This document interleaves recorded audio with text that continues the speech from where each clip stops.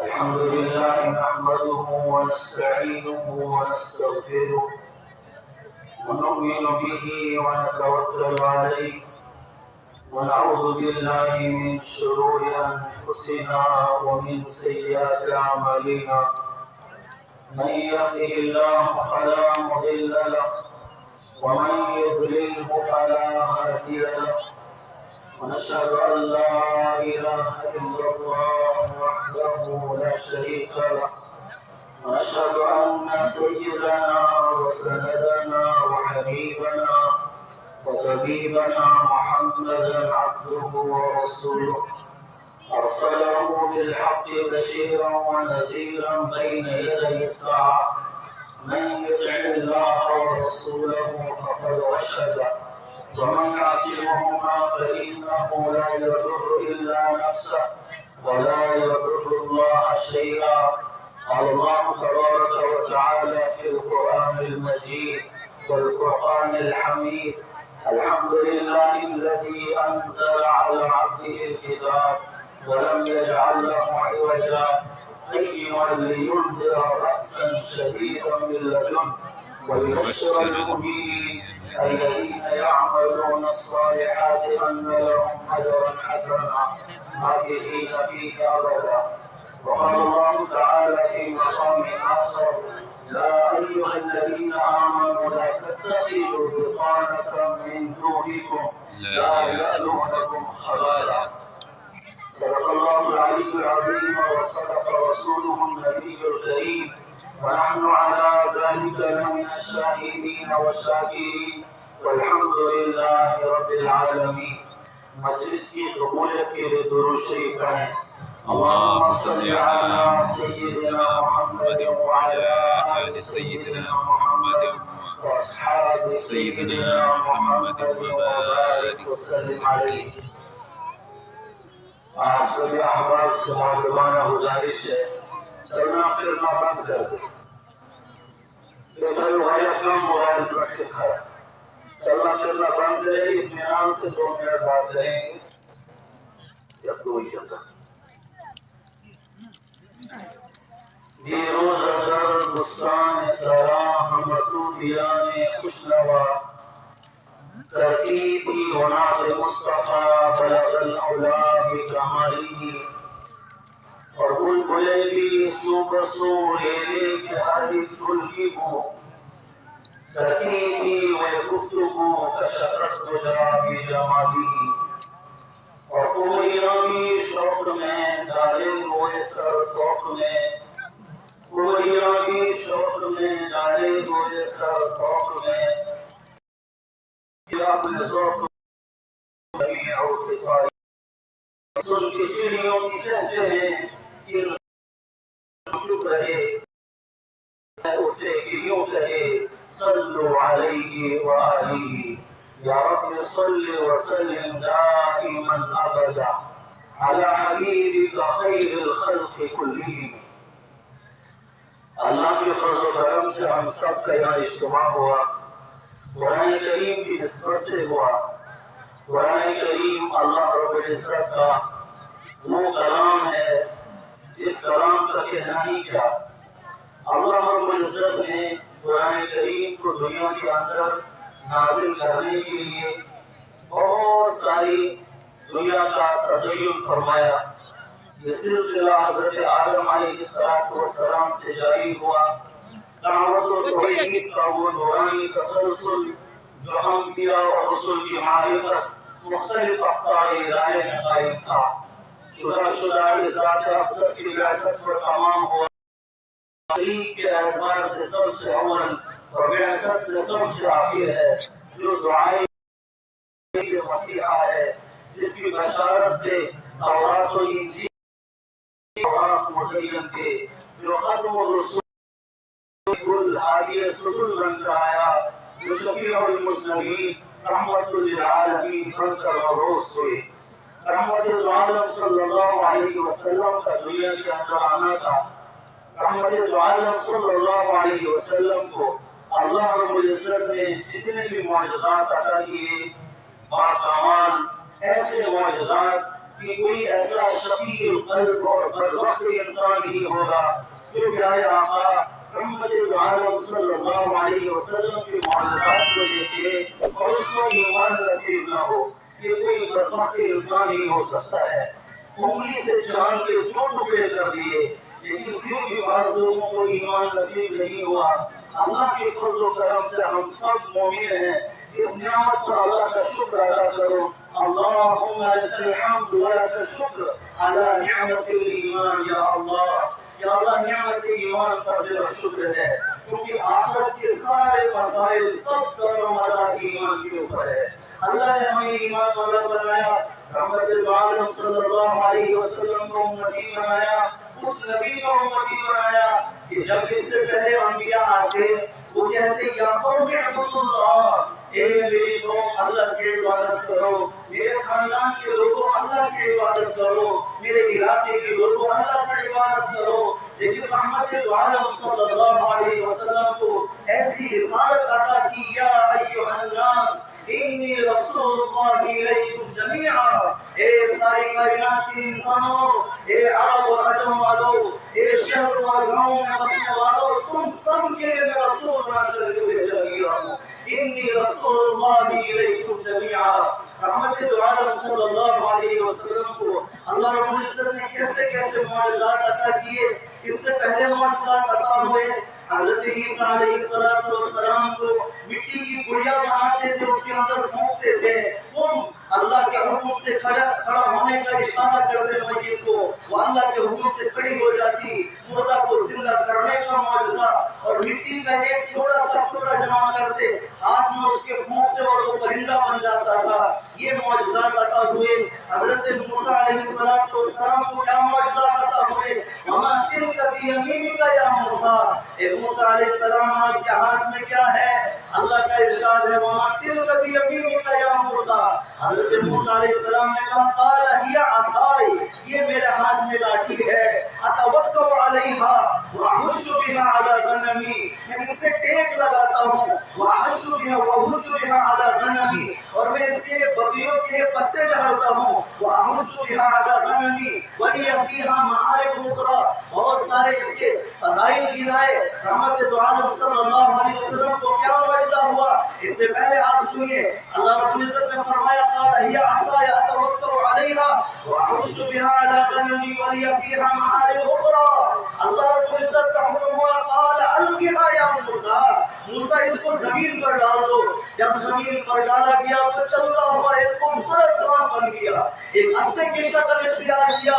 قال ہی عصای اتوکل بها علی غنمی ولی فیہا معارف اخرى. قال القها یا موسیٰ فالقاها فاذا هی حیۃ تسعى، ایک دوڑتا ہوا سانپ بن گیا. فاذا ہی حیۃ تسعى قال خذها ولا تخف، موسیٰ علیہ السلام اس کو پکڑیے، ڈریے مت. ولا تخف سنعیدها سیرتها الاولى، ہم اس کو پرانی شکل پر لوٹا دیں گے. حضرت موسیٰ علیہ السلام نے جب لاٹھی کو پکڑا وہ پھر سے لاٹھی بن گئی، سانپ کو پکڑا وہ لاٹھی بن گئی. یہ ایسے ایسے معجزات. حضرت یوسف علیہ السلام کو کیسا حسن ملا، ایسا حسن ملا، ایسا حسن ملا کہ جب ان مصر کی عورتوں نے دیکھا تو انہوں نے اپنی انگلیاں کاٹ دی. ایسا حسن ملا. اللہ رب العزت نے میرے حبیب کو کیا حسن دیا. ایک شاعر نے کیا خوب انداز میں اس کا نقشہ کھینچا ہے، حسن یوسف دم عیسیٰ ید بیضا داری، آنچ خوبا ہمادہ رفتو تنہا داری.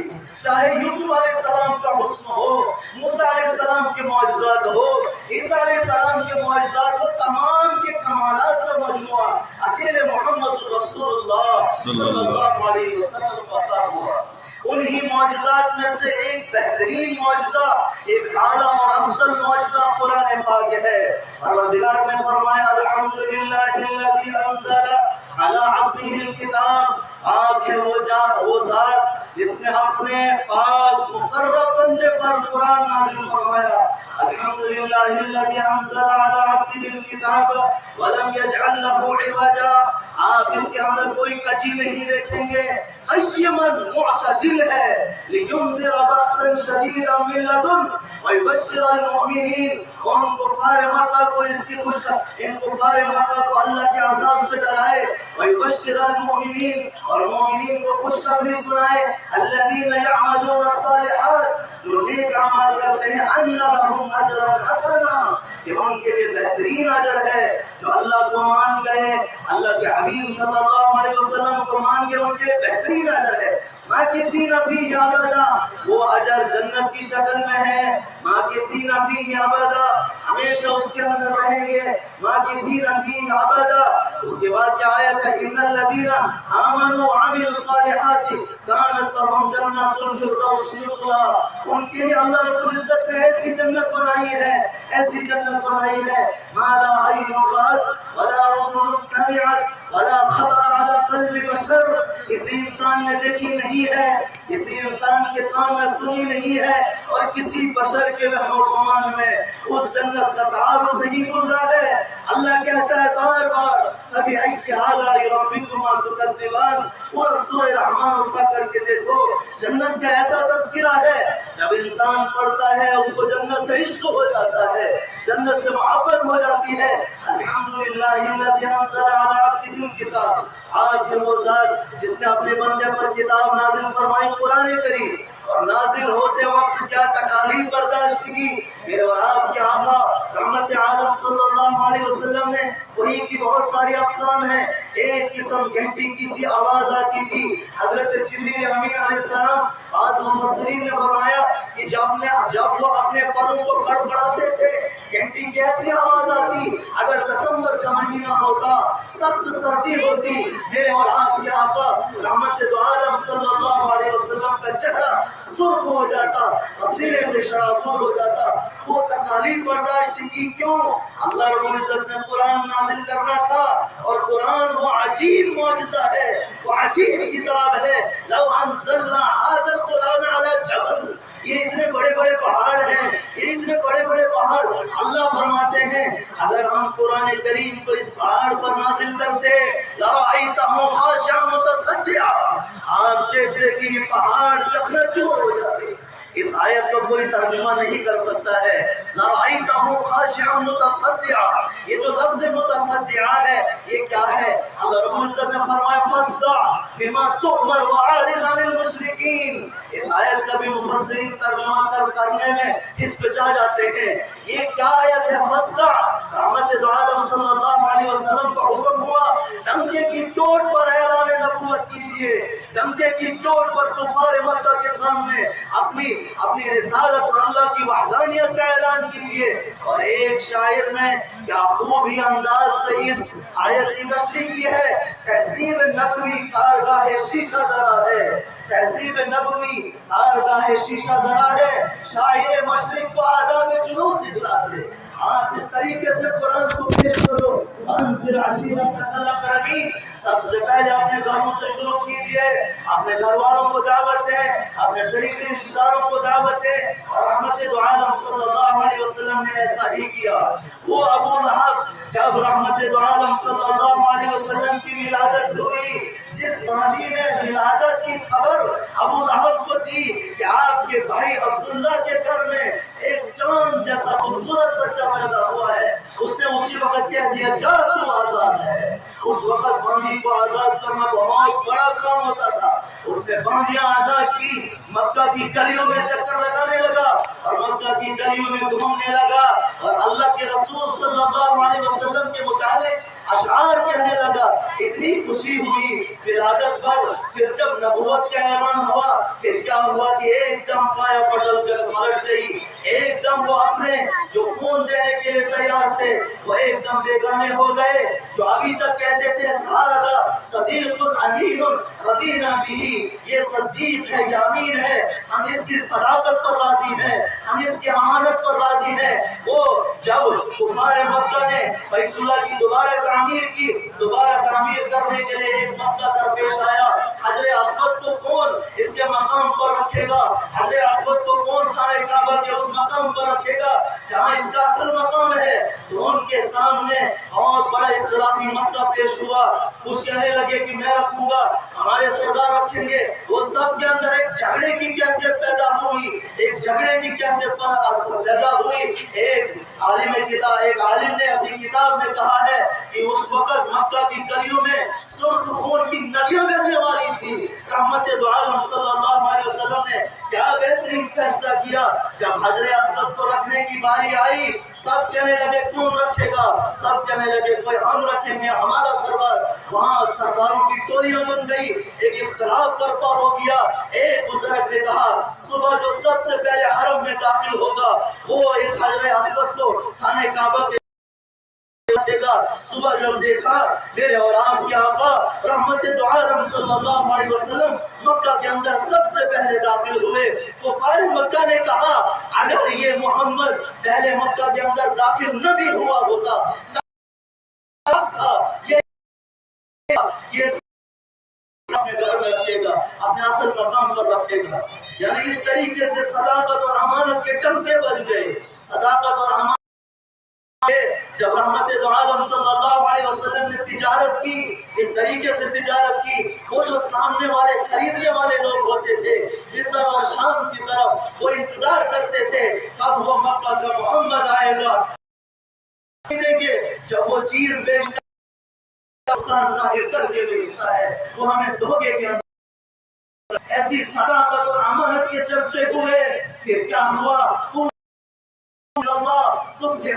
جب میرے اور آپ کے آقا نے کلمے کی دعوت دی، لا الہ الا اللہ، ہمارا کچھ نہیں کر سکتے، ایک اللہ کی عبادت، اللہ کی عبادت، اللہ کی عبادت کے جس نبوت کو پھیلانے کے لیے حضرت آدم علیہ السلام سے لے کر سلام تک تمام انبیاء آئے، سب کا ایک ہی نعرہ لا الہ الا اللہ محمد رسول اللہ صلی اللہ علیہ وسلم.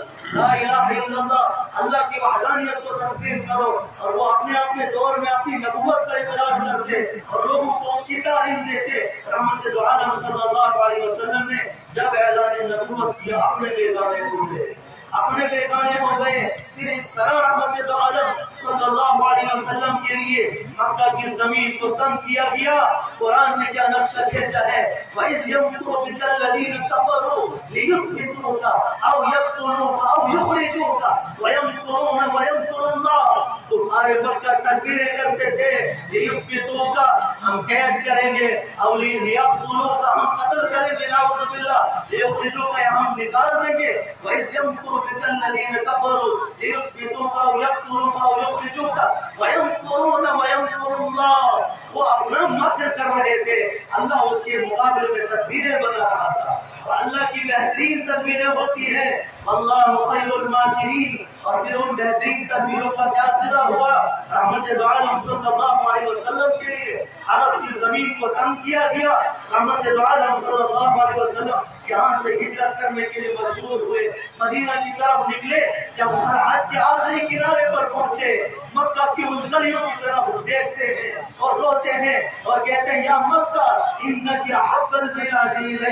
اے مکہ میں تجھے اپنی جان سے زیادہ پیار کرتا تھا. میں نے 53 سال اس سرزمین پر گزارے ہیں، اپنا وطن چھوڑنا آسان بات نہیں ہوتی ہے. رحمت دو عالم صلی اللہ علیہ وسلم رو رہے ہیں یا مکہ انک احب البلاد الی. جب مکہ کی سرزمین کو تنگ کیا گیا، اللہ نے قرآن نازل کیا ان الذی فرض علیک القرآن لرادک الی معاد. اے حبیب صلی اللہ علیہ وسلم، آپ جو اس وقت جا رہے ہیں یہ جانے کے لیے نہیں، اور میرا پر اللہ آپ کو لوٹائے سے لوٹو گے. اِنَّا فَتَحْنَا لَكَ فَتْحًا مُبِينًا. وہ پھر فتح مبین لے کر لوٹے. اور جب واپس لوٹے تو کیا شان کی؟ وقت مختصر ہے اس لیے میں بیچ میں واقعات بیان کر رہا ہوں. بیچ میں رحمت دو عالم صلی اللہ علیہ وسلم کو جو تکالیف آئی ہے وہ بیان کر رہا ہوں تاکہ ہمارا ایمان تازہ ہو.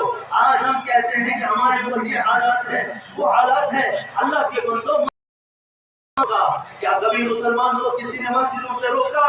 کیا اللہ کی بلند کرنے کے لیے کسی نے نہیں روکا؟ کیا رحمت دو عالم صلی اللہ علیہ وسلم کی سنت چہرے پر سجانے سے ہمیں کسی نے روکا؟ ہمیں کسی نے نہیں روکا. نفس روک رہا ہے، ہم شیطان کے ہیں، اس لیے ہم اللہ کے رسول صلی اللہ علیہ وسلم کی دھجیاں اڑا رہے ہیں. رحمت دو عالم صلی اللہ علیہ وسلم کی محبت کے خالی دعوے کرتے ہیں، لیکن حقیقت میں ہمیں کچھ حاصل نہیں ہے. اللہ کرے ہمیں نبی کا نقش قدم عطا ہو. میرے اور آپ کے آقا رحمت دو عالم صلی اللہ علیہ وسلم نے اس دین کو یہاں تک پہنچانے کے لیے نکالا. جب واپس آئے تو فتح مبین لے کر واپس آئے. رحمت دو عالم صلی اللہ علیہ وسلم واپس آئے تو مکہ آپ انٹرپول پر کس کا نام ہوگا؟ سب سے پہلے کس کو پھانسی دی جائے گی؟ آج تک ہم نے ان کو ستایا ہے. آج جب ہم ان کے یادگار بن چکے ہیں، اب دیکھتے ہیں کل صبح تو ایک آواز لگانے والے نے آواز لگائی، وہ احمق ہو جن کے متعلق تم یہ کہتے ہو وہ بدلہ لینے کے لیے نہیں آئے، چادر کو پکڑ کے رو رہے ہیں. وہ اپنے اللہ کے سامنے سر و سجود ہو چکے ہیں، سبحان ربی الاعلیٰ کی صدائیں بلند کر رہے ہیں. اور صحابہ میں سے کسی نے کہا کہ آج بدلے کا دن ہے، اليوم یوم المرحمہ، آج بدلے کا دن ہے، آج ہم بدلہ لیں گے. ان مکہ والوں کو دکھائیں گے انہوں نے ہمارے نبی کو مکہ سے نکالا تھا، ایسا کریں گے ویسا کریں گے. اللہ کے حبیب صلی اللہ علیہ وسلم نے فرمایا، او صحابہ آج بدلے کا دن نہیں ہے، اليوم یوم المرحمہ، آج رحم و کرم کا دن ہے. آج سب کو معاف کر دیجئے، سب کو معاف کیجئے. اگر کوئی بتوں کی عبادت کرنے کے لیے اپنے بت خانے کی طرف جا رہا ہے اس کو بھی معاف کر دو. اگر کوئی اپنی پوجا پاٹ کرنے کے لیے کسی بھی معبد خانے کی طرف جا رہا ہے اس کو بھی معاف کرو. اليوم یوم المرحمہ، آج رحم و کرم کا دن ہے. وہ جو عورت کہتی تھی، وہ کہتی تھی کل کا جو سورج ڈوبا تھا مجھے محمد اکرم صلی اللہ علیہ وسلم سے زیادہ کسی سے نفرت نہیں تھی، یعنی مجھے سب سے زیادہ نفرت حضرت محمد صلی اللہ علیہ وسلم سے تھی. اور آج کا جو دن، آج دن کا جو سورج طلوع ہوا ہے مجھے سب سے زیادہ محبت محمد اکرم صلی اللہ علیہ وسلم سے ہے. ایسا رحم و کرم کیا، ایسا رحم و کرم کیا. پھر جب رحمت دو عالم صلی اللہ علیہ وسلم نے دعوت ایمان پیش کیا، جب وہ فتح مبین لے کر آئے، صحابہ کرام نے پھر کیا کارنامے پیش کیے؟ صحابہ کرام نے عجیب عجیب کارنامے پیش کیے.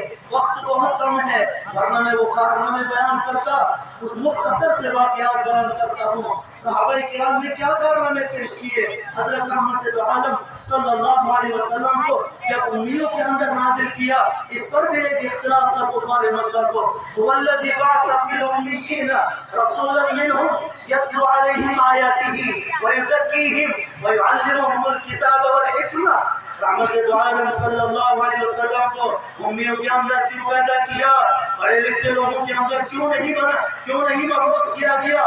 کہا وہ پڑھے لکھے لوگ کون ہیں؟ کہا یہ یہودی پڑھے لکھے ہیں. رحمت دو عالم صلی اللہ علیہ وسلم نے فرمایا یہ یہودی، اللہ رب العزت نے فرمایا کہ یہ پڑھے لکھے ہیں. مثل الذین حملوا التوراۃ ثم لم يحملوها كمثل الحمار يحمل اسفارا.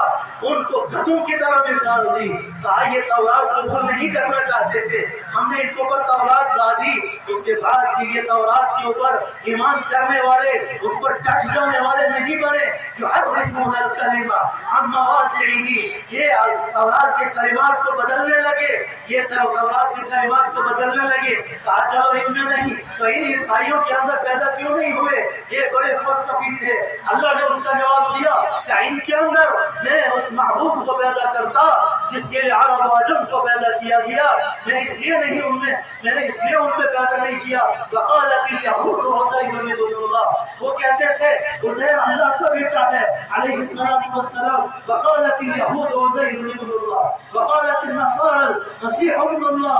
اور ان نااہل بدبختوں نے کہا کہ عزیر اللہ کا بیٹا ہے اور ان نصارى نے کہا مسیح اللہ کا بیٹا ہے. کیا ان کے اندر وہ تاجدار بدبخت رحمت دو عالم صلی اللہ اللہ علیہ وسلم پیدا ہوتے کہ ان کے اندر میں نے اس لیے پیدا نہیں کیا، ان امیوں کے اندر اللہ نے وہ خصلت رکھی تھی، ان کے اندر چاپلوسی نہیں کی، یہ کسی حکومت کے تابع نہیں تھے، یہ اللہ کے ماننے والے تھے، یہ حج بھی کرتے تھے، یہ خانہ کعبہ کے سامنے عبادت بھی کرتے تھے، لیکن کچھ بتوں کو بھی اندر رکھا تھا کہ ڈائریکٹ ہمارا کلام اللہ کیسے سنے گا، یہ بت ہم نے اس لیے رکھے ہیں کہ یہ ہماری باتیں اللہ تک پہنچاتے ہیں، ورنہ وہ بھی اللہ کی وحدانیت کو مانتے تھے لیکن اس کے ساتھ شرک کرتے تھے۔ اللہ رب العزت نے کہا ان کے اندر شرک کی تو بو ہے، لیکن ایک خصلت ان کے اندر ہے، یحرفون الکلم عن مواضعہ، یہ نہیں ہے وقال لن تمسنا النار الا ایاما معدودہ،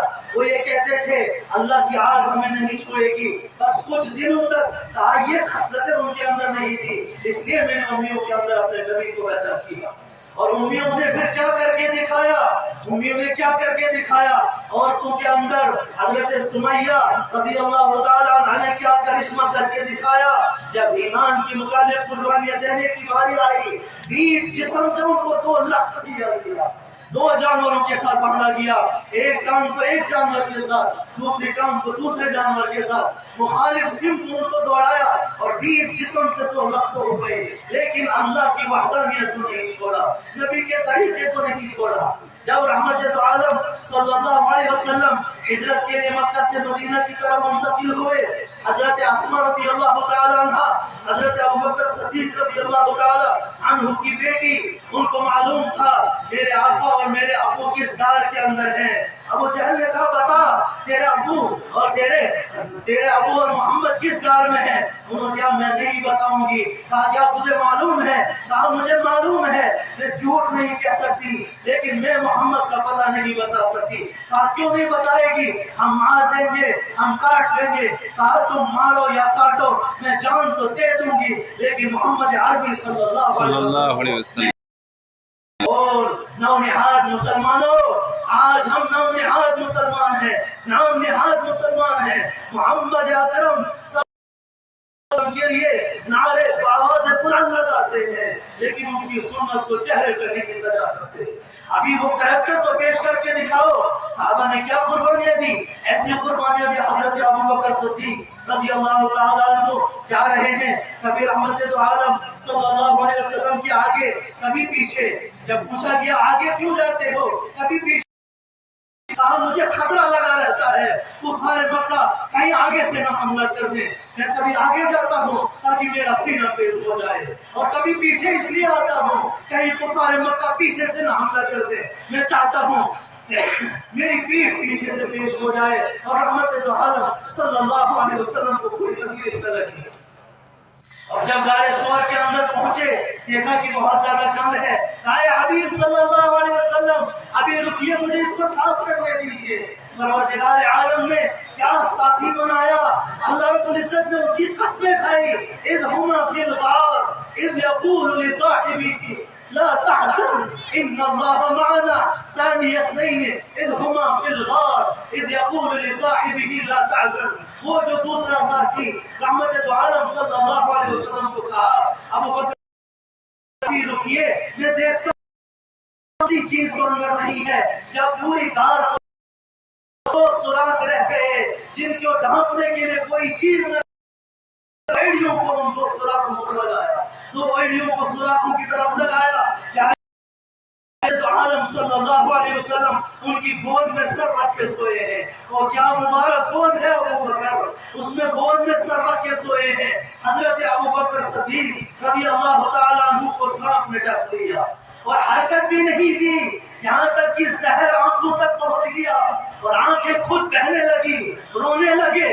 جب آنسو کی لڑیاں بہنے لگی رحمت عالم صلی اللہ علیہ وسلم کے رخسار اقدس پر پہنچی تو حبیب کبریا صلی اللہ علیہ وسلم جاگے اور کہنے لگے ما اصابک یا ابا بکر، ابو بکر کس چیز نے آپ کو تکلیف دی؟ کہا یا رسول اللہ میں آپ کو جگانا نہیں چاہتا تھا، اب جب آپ جاگ چکے ہیں مجھے سانپ نے کاٹ لیا ہے، مجھے سانپ نے کاٹ لیا ہے اس لیے رو رہا ہوں۔ رحمت عالم صلی اللہ علیہ وسلم نے اپنا لعاب دہن ابو بکر کے پیر پر لگایا، اللہ نے شفا عطا فرمائی۔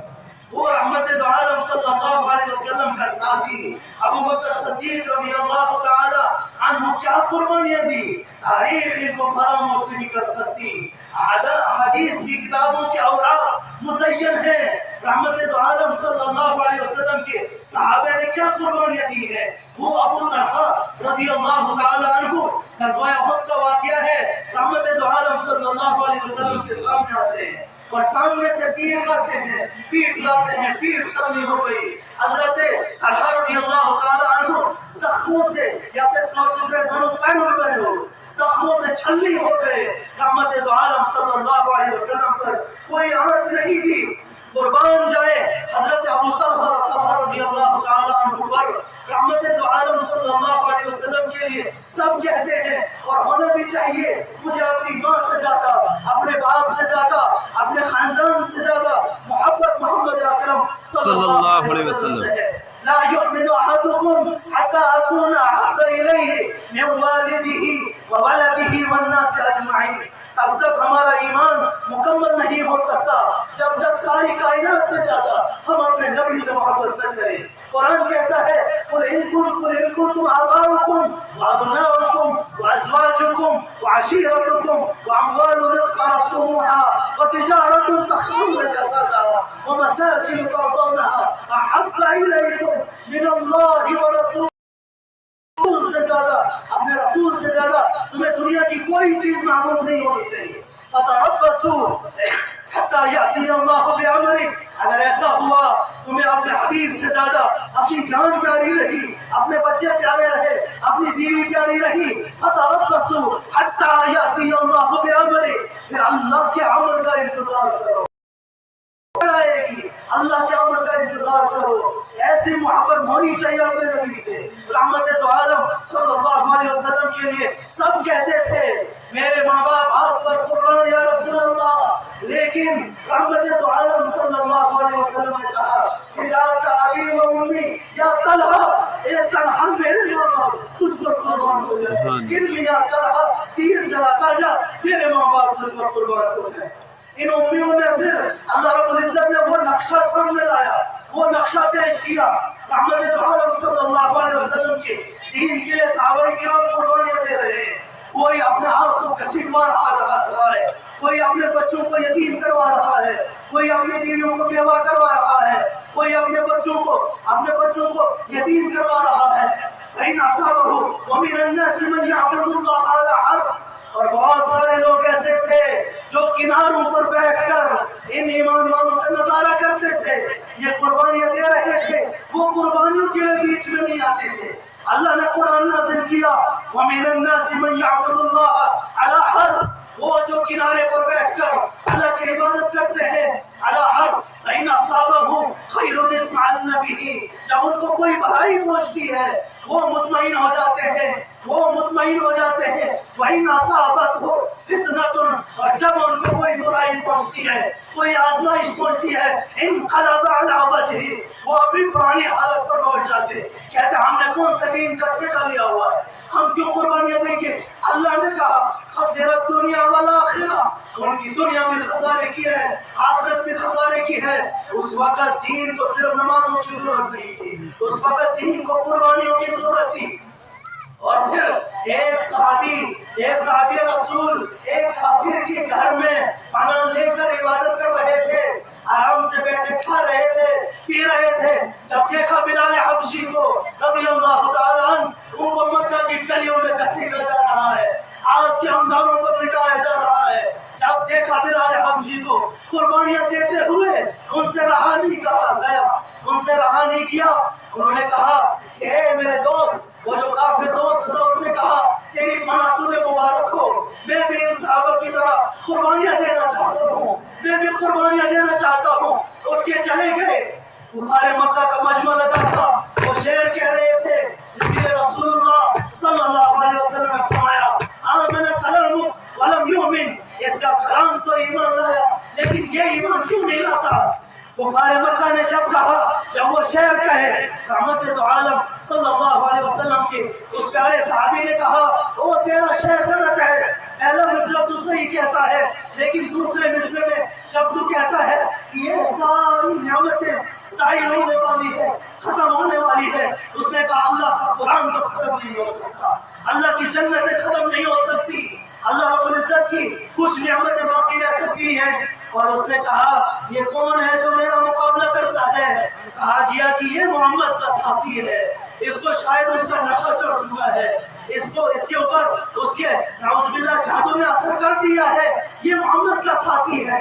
اتنا مارا جب اس کے جسم کو سوزش پڑ گئی، ایک بدبخت اٹھا، اس نے آنکھ پر مکہ مارا، جب آنکھ سوج گئی اتنی بن گئی، پھر جب راستے سے جا رہا تھا اس کا پھر دوست نے کہا کہ دیکھو میں نے کہا تھا میرے گھر میں آرام سے عبادت کر رہا تھا، کھا رہا تھا، پی رہا تھا۔ اس نے کہا تیری امان تجھے مبارک ہو، اللہ کی قسم جب سے پیدا ہوا ہوں کسی نعمت میں وہ مزہ نہیں جو مزہ مجھے اللہ کے راستے میں مار کھانے سے اور یہ مکہ کھانے سے آیا۔ اللہ اکبر، ہمارے رسالت اللہ رسول اللہ عظمت محمد مصطفیٰ صلی اللہ علیہ شان وسلم، صحابہ زندہ باد، شان صدیق اکبر زندہ باد۔ کہا وہ مزہ مجھے نہیں آیا جو مزہ مجھے آج مکہ کھاتے ہوئے۔ قربانیاں پیش کی، آج ہم کیا قربانیاں پیش کر رہے ہیں، کیا قربانیاں پیش کر رہے ہیں؟ اللہ رب العزت نے قرآن نازل فرمایا، صحابہ کرام نے کس مضبوطی سے قرآن کو پکڑا۔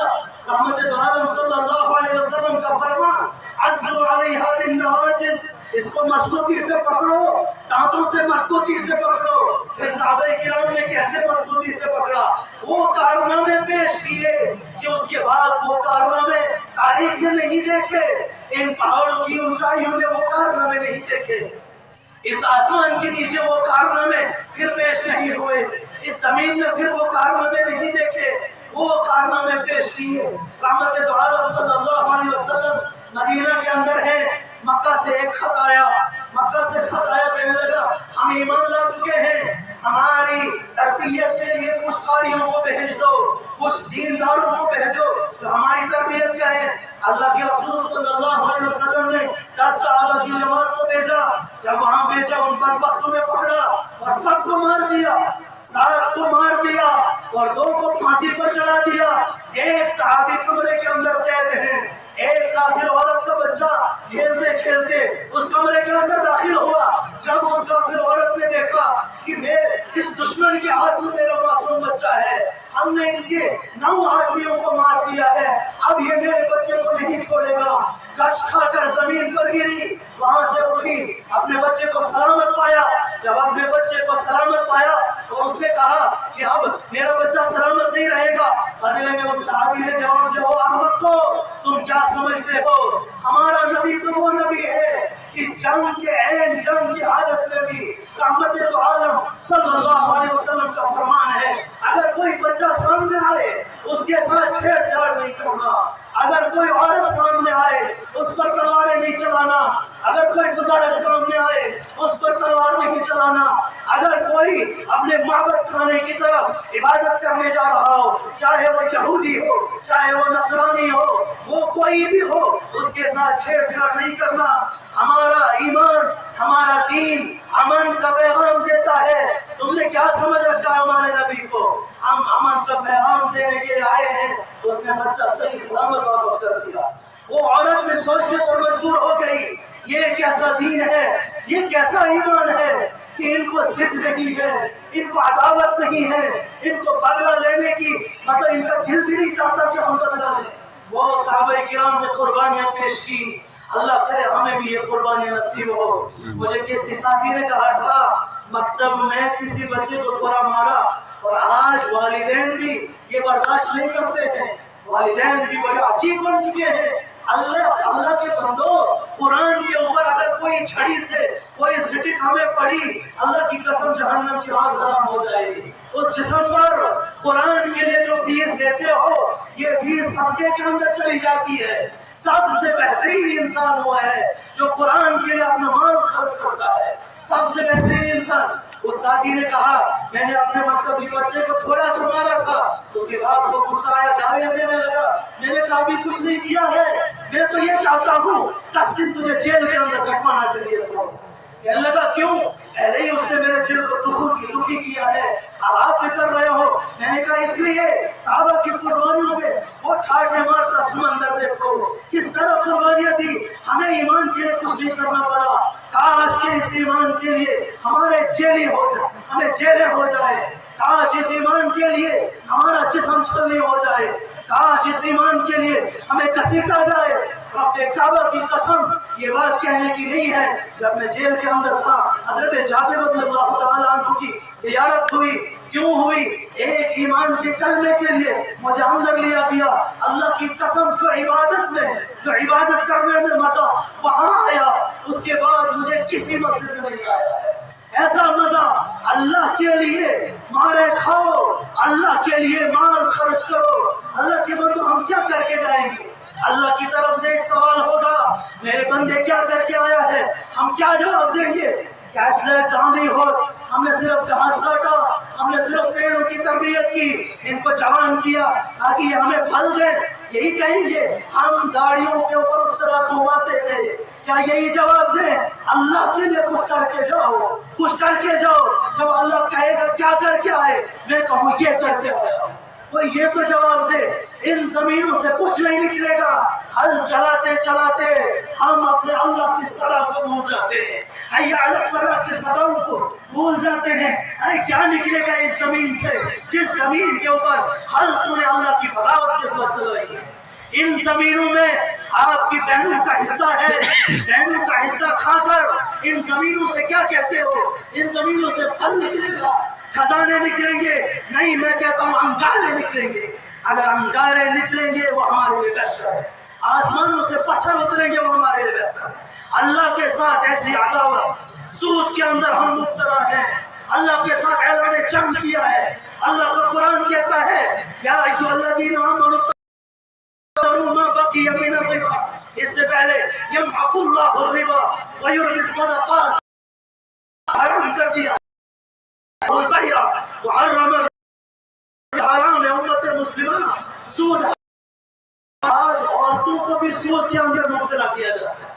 عورتوں کی بھی وہ ٹولیاں بنائی جاتی ہیں, کیا اتنا جمع کرو اتنا ملے گا. آج سودی کاروبار ہے. اللہ کا حکم سنے, یا ایھا الذین آمنوا اتقوا اللہ وذروا ما بقي من الربا ان کنتم مؤمنین. اللہ کہتا ہے چھوڑ دو سودی کاروبار کو اگر تم مومن ہو.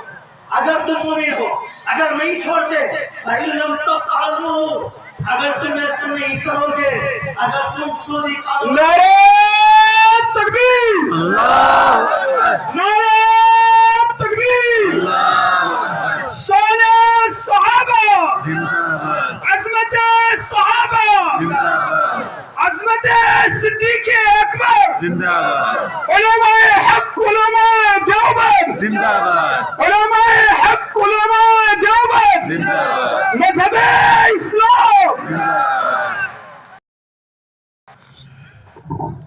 اللہ کا قرآن کیا کہتا ہے؟ فإن لم تفعلوا, اگر تم سودی کاروبار نہیں چھوڑو گے, فأذنوا بحرب من اللہ ورسولہ. اس آیت کی طرف نظر کیجئے. اللہ کہتا ہے اگر تم سودی نظام سے باز نہیں آئے, اگر تم نے سود کھانا نہیں چھوڑا, اگر تم نے لون نکالنا نہیں چھوڑا, فأذنوا بحرب من اللہ ورسولہ. آپ سنو, اللہ کا اعلان جنگ ہے, اللہ کے نبی کا اعلان جنگ ہے. فأذنوا بحرب من اللہ ورسولہ, اللہ کے نبی کا اعلان جنگ ہے. وَإِن تُبْتُمْ فَلَكُمْ رُءُوسُ أَمْوَالِكُمْ لَا تَظْلِمُونَ وَلَا تُظْلَمُونَ. اور اگر تم یہ چھوڑو گے, اللہ غفور رحیم ہے, لا تقنطوا من رحمت اللہ, اللہ کی رحمت سے نا امید نہیں ہونا. جب سودی کاروبار ہم کرتے ہیں, ناحق حرام کا پیسہ, سود کا پیسہ, حدیث کی کتاب میں ہے 36 مرتبہ اپنی ماں سے بدکاری کرنے سے زیادہ بڑا گناہ ہے سود کا 1 درہم کھانا, 1 روپیہ کھانا. او اللہ کے بندو, او نوجوانوں, اللہ کا قرآن کہتا ہے یا ایھا الذین آمنوا انما الخمر والمیسر والانصاب والازلام رجس من عمل الشیطان. یہ سارے کام شیطان کے ہیں.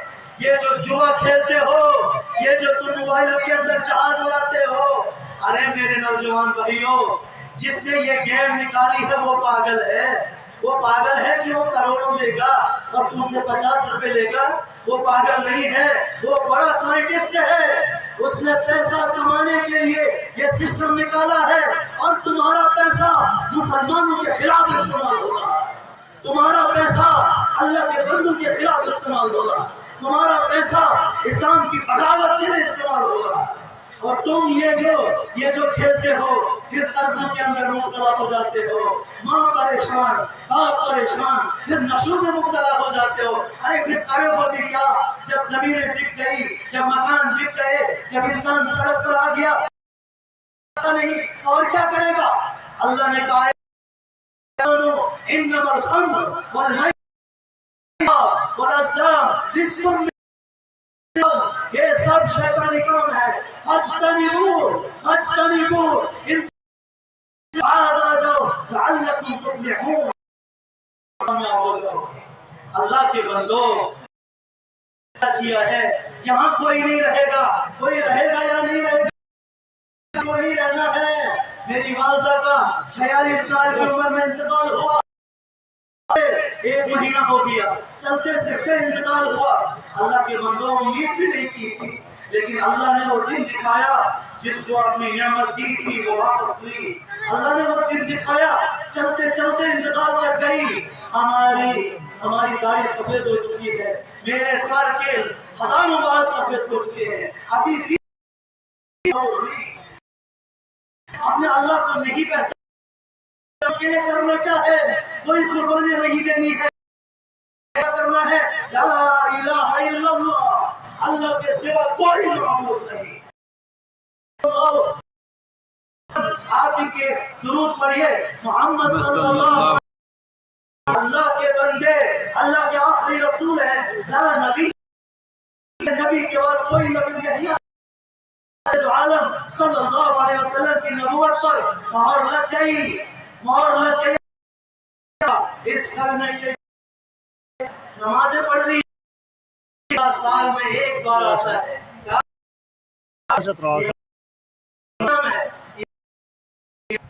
ایمان بڑا آسان کام ہے۔ تیسرا کام، اگر تم صاحب نصاب ہو، اگر تمہیں اللہ 1 لاکھ میں سے 2,500 راستے میں دینے ہیں، اللہ نے تو یہ مال عطا کیا ہے۔ ہماری کیا طاقت تھی، ہماری کیا مجال تھی، ہماری عقلوں کی کیا بساط تھی؟ کیا ہم اپنی عقلوں سے اللہ کا مال کما سکتے ہیں؟ ان کو استعمال کر کے مال کمایا، اللہ نے دماغ دیا، اس کو استعمال کر کے مال کمایا، اللہ نے عقل دی، شعور دیا، یہ ٹانگیں چلا کے مال کمایا، اللہ نے ہاتھ دیے، ان کو استعمال کر کے مال کمایا۔ پھر کہتے ہو ہم نے کیا، وہ کہاں سے تم نے کیا؟ یہ سب اللہ کا کیا ہوا۔ اللہ نے سب کچھ دیا، بولو سب کس نے دیا؟ اللہ نے سب کچھ دیا۔ اللہ کے راستے میں زکات دینا کیا بڑی بات ہے؟ اس کے بعد حج، من استطاع الیہ سبیلا، جن کو حج کرنے کی طاقت ہو وہ حج کرے، سبوں پر فرض نہیں ہے میرے ایمانی بھائیوں۔ اس کے بعد حقوق العباد ہے۔ یہاں گاؤں میں بڑے مسائل چلتے ہیں، میں بھی گاؤں میں رہتا ہوں، ایک دوسرے کی کھیت سے گھاس کاٹنا، ایک دوسرے کی کھیت میں اپنے پتھر ڈالنا، کسی مسلمان کو تکلیف دینا، لا یؤمن احدکم، وہ حدیث کیا ہے؟ تب تک من لسانہ ویدہ، رحمت عالم صلی اللہ علیہ وسلم نے فرمایا وہ انسان مومن نہیں ہو سکتا جس کی زبان اور ہاتھ کی تکلیف سے دوسرا مسلمان محفوظ نہ رہے۔ اور میں یہ کہتا ہوں، ایک حدیث ہے، مسلمان ہی نہیں انسانیت تم سے محفوظ رہنی چاہیے۔ تمہارے اخلاق کی وجہ سے انسانیت کو صحیح درس ملنا چاہیے۔ تم فتین نہیں ہو، تم بدماش نہیں ہو، امت مسلمہ مہربان نبی کی مہربان امت ہو۔ وَلَقَدِ اسْتَفَيْنَا مِنْ عِبَادِنَا فَمِنْهُمْ ظَالِمٌ، اللہ نے اپنے بندوں میں پھر جب قرآن ملا تو ظلم کرنے والے بندے، وَمِنْهُمْ مُقْتَصِدٌ، کچھ درمیانی راستہ اختیار کرنے والے بندے، نہ وہ ظالم بنے نہ وہ قرآن کے ساتھ زیادتی کرنے والے بنے اور نہ بہت زیادہ نیک بنے۔ وَمِنْهُمْ مُقْتَصِدٌ وَمِنْهُمْ سَابِقٌ بِالْخَيْرَاتِ، اور کچھ اللہ کے حکم سے، اللہ کی منشا سے بہت آگے چلے گئے۔ اللہ نے یہ قرآن ہمیں عطا کیا ہے، اِنَّا نَحْنُ نَزَّلْنَا الذِّكْرَ وَإِنَّا لَهُ لَحَافِظُونَ۔ ہم نے ہمارے اوپر اللہ رب العزت نے اتنا بڑا رحم کیا ہے کہ ہمیں اس قرآن کا مصداق بنایا، ہمیں اس قرآن کا مصداق بنایا۔ آج وعدہ کرو اولئک علی ھدی من ربہم واولئک ھم المفلحون۔ اس حدیث، اس اللہ کی آیت کے ہم مصداق بنیں گے انشاءاللہ، بنیں گے انشاءاللہ۔ اس وقت قربانیاں کیا دینی ہے آپ کے سامنے؟ اللہ کے رسول صلی اللہ علیہ وسلم کا گھر ہے، جس کو مدرسہ کہا جاتا ہے، جہاں مہمان رسول ہیں، معصوم بچے ہیں، اللہ کے اس قرآن کو حفظ کر رہے ہیں۔ یہ قرآن کوئی آسان کتاب نہیں ہے۔ ایک بات کہہ کے اپنا موضوع ختم کرتا ہوں۔